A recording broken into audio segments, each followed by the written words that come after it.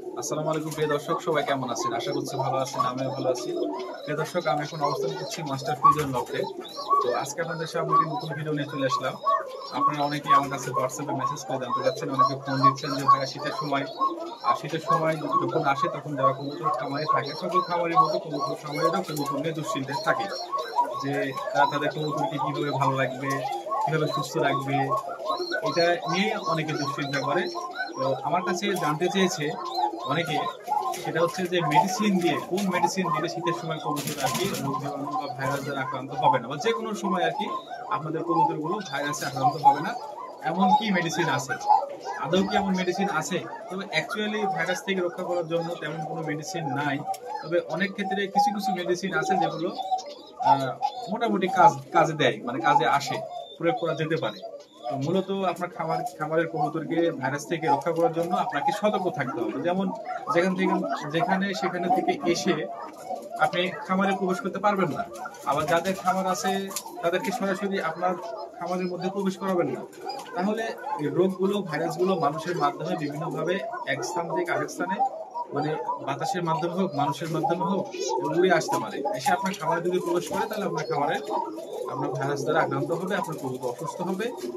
এই জন্য খামারে যারা দেখাশোনা করে তারা শুধুমাত্র নিজের খামারে দেখাশোনা করবে, অন্য খামারে যাবে না। আর অন্য খামারের লোক নিজের খামারে মানে আপনার প্রবেশ করাবেন না। সে যত আপনার আত্মীয় হোক বা আপনার চেনা জানার লোক হোক, সে মাইন্ড করতে পারে, কিন্তু সেটা তাকে বোঝাতে হবে। এই হচ্ছে মূল বিষয়।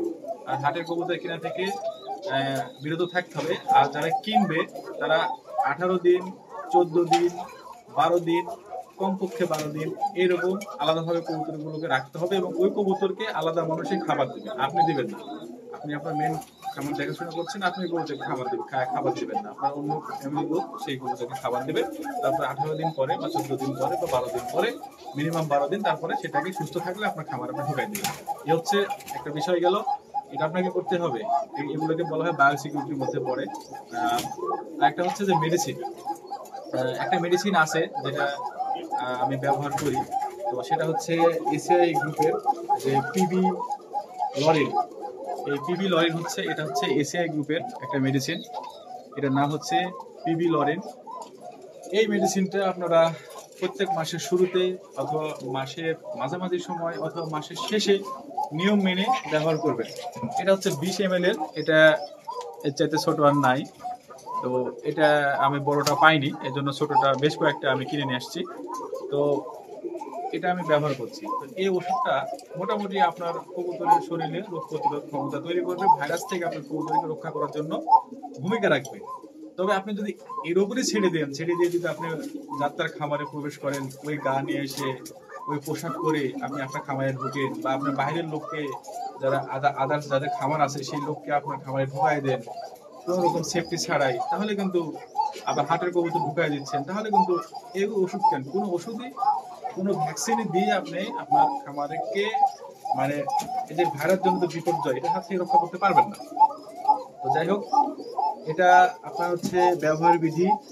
এটা প্যাকেটের মধ্যে যে আপনার একটা সুন্দরভাবে একটা কাগজ দেওয়া আছে, ওখানে সুন্দরভাবে লেখা আছে কিভাবে এটা ব্যবহার করতে হবে, সেই নিয়মে আপনারা ব্যবহার করবেন। আপনার এলাকায় যে ডাক্তার আছে, ডাক্তারের সাথে পরামর্শ করে নিয়ে ব্যবহার করতে পারেন। এটা দিলে মোটামুটি আপনার কবুতর ভাইরাস থেকে রক্ষা থাকবে, মানে মুক্তি পাবে আর কি ভাইরাস থেকে।